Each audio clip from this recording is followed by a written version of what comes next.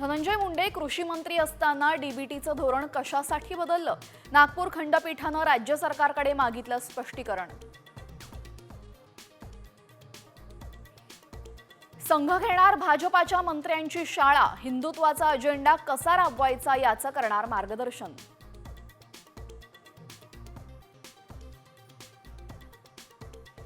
वाल्मिक कराडचे पुण्यामध्ये आणखीन 3 फ्लॅट, दुसरी पत्नी ज्योती जाधवच्या नावावर फ्लॅट खरेदी, साम टीव्हीला सूत्रांची माहिती.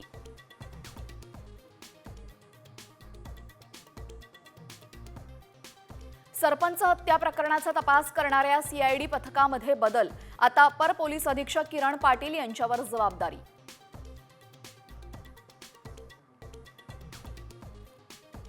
विधानसभा निवडणुकीतील यशानंतर एकनाथ शिंदेंचा राज्यभरामध्ये आभार दौरा, 23 जानेवारीपासून दौऱ्याला सुरुवात.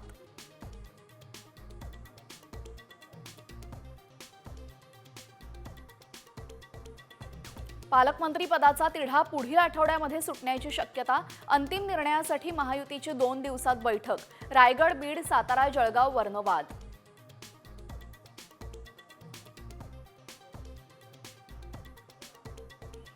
अपघात झाल्यास कंत्राटदारांना तुरुंगात पाठवा, खराब रस्ते बांधल्यास अजामीनपात्र गुन्हा, रस्ते वाहतूक मंत्री नितीन गडकरींचं वक्तव्य.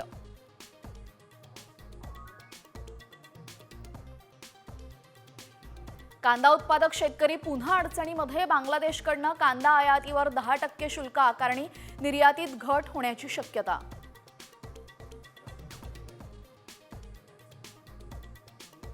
ढगाळ हवामानामुळे राज्यामध्ये थंडी गायब, तर उकाड्यामध्ये वाढ, नाशिकमध्ये हलक्या सरींची हजेरी.